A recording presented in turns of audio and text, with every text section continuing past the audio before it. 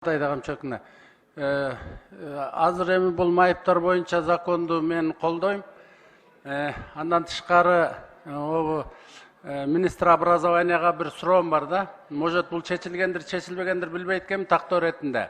Бизде кошуна мамлекеттерде могу бизге орус тил, кыргыз тил деген сыяктуу эле англис тилин окутуу баягы нөлөбойдон башталат экен детсадтан. Ошондой практика бизге барбы? Ошонун кереги барбы бизге?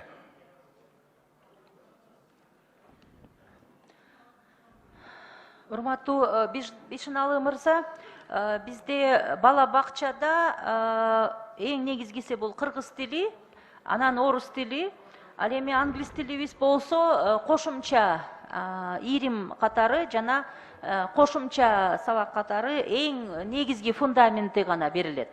Ал эми абдан олуттуу окуу программалары, деңгээлдик окуу программалары бул 5-класстан башталат, башталгыч класста 3-класстан башталат, 3-4 класс.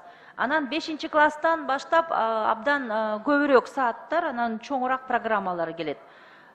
Бул дүйнөлүк практика, 3 тил биздин балдарга азыр ошо кыргыз тили, орус тили, анан бир чет тил, англис тилин үйрөнүүгө биздин окуу программалар ылайыкталган.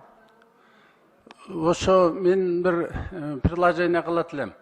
Ошо мен дагы ошо 5-6 класстан баштап английский окугамда бул өзү кечирээк болуп калат. Даже ошо первоначально эле жана детсадтардан болбосо 1-класстан баштап эле англис тилин обязательно киргизиш керек го. Буга деле көп деле финансы кетпейт. Анча-мынча биз көп эле кереги жокторду окутуп атабыз мектепте, кереги жок сабактарды. Ошонун ордуна бир англис тилди киргизип, кене дегесинен ушу баягы баланын мындай кабыл алуу сезими жакшы болуп турганда ошол англис тилин киргизип койбойсуңарбы? Финансылык деле көп каражат кетпейт болуш керек. Азыр мамлекеттик жалпы стандарт каралып жатат. Жана окуу предметтери мен сиздин сунушуңузду ошол жумушчу топко анан Алмаз Бишиналичке сөзсүз жеткизем. Ошол сиздин сунушуңуз. Рахмат, ушуну эске алып койсоңор. Рахмат. Сөз Турсунбаев Азизбек Атакузу.